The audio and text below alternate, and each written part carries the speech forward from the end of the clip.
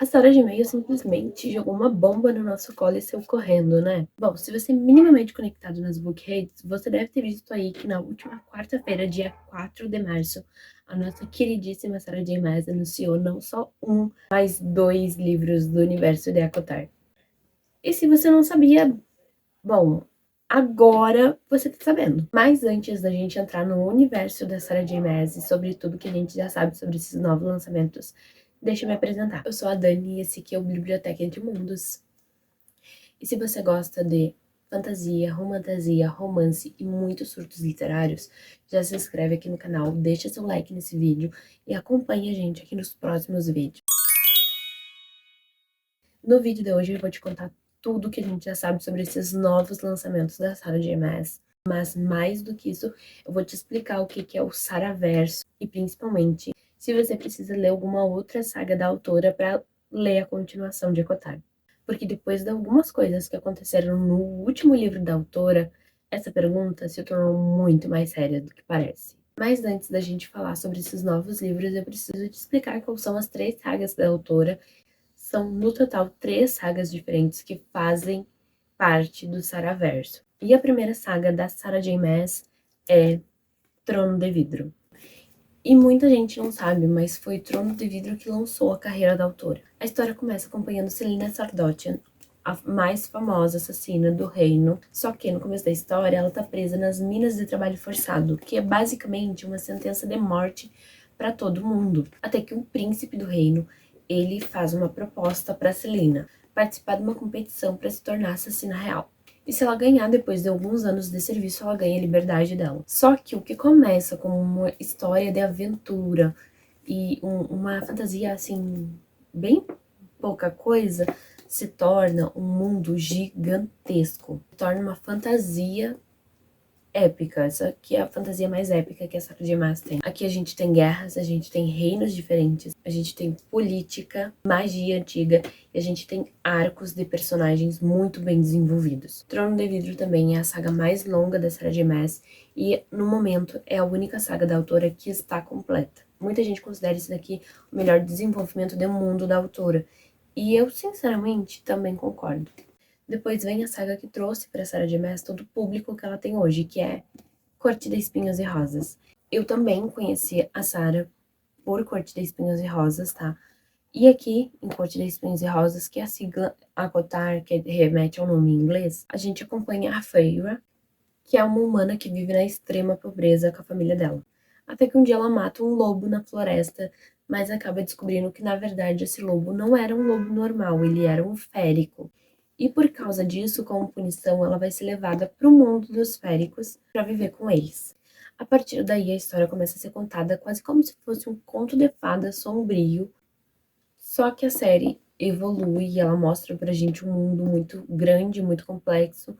A gente conhece muito mais as cortes que tem nesse mundo férico, a gente conhece a política dos féricos, a gente vai conhecer outros reinos também, vai ter guerras aqui em ACOTAR também.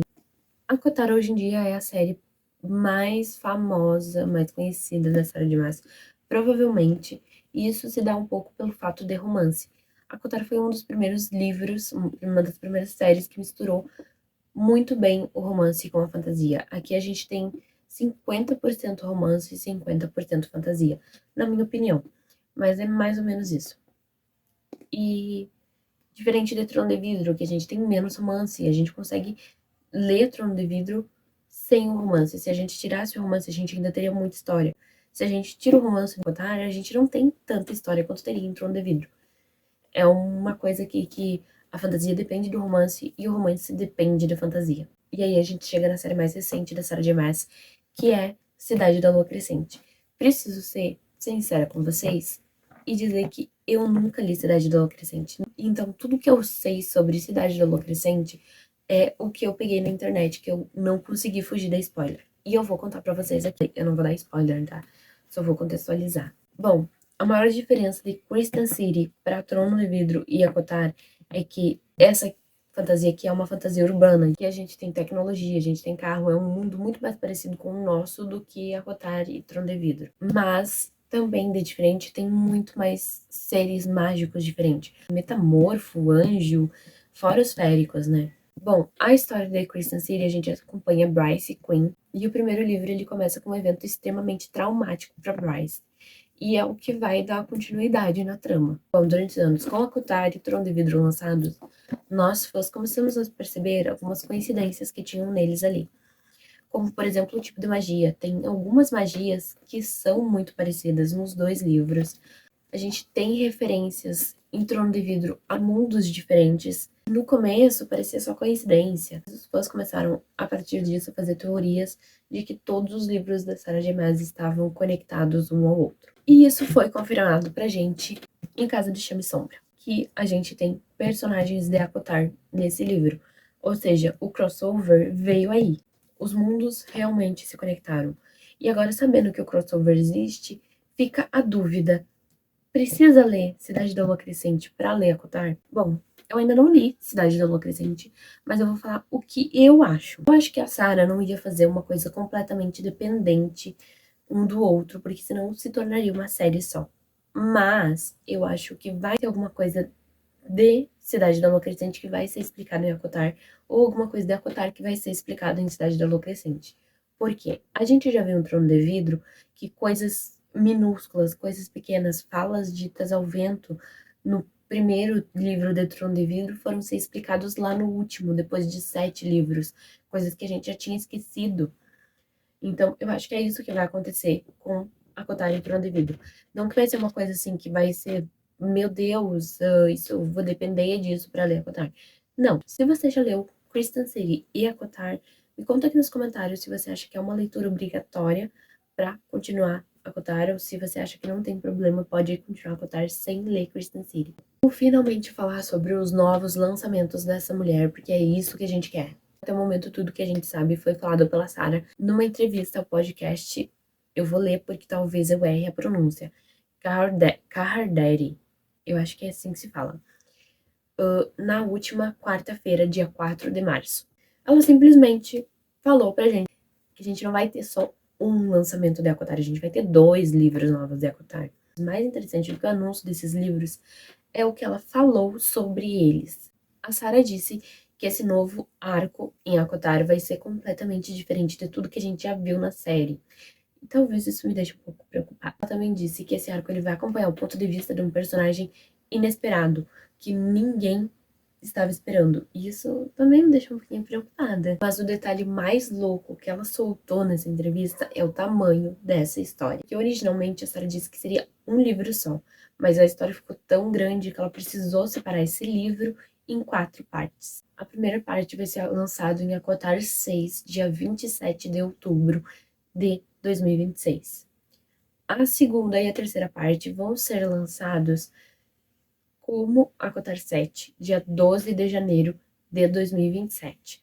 Ou seja, a gente vai ter aí um intervalo de 2 meses e meio de um livro para outro. E também ela disse que ela não quer demorar muito para trazer a última parte. Ela não deu ali uma data de mais ou menos quando que vai ser o lançamento, mas eu acredito que vai ser por volta de abril ou maio de 2027.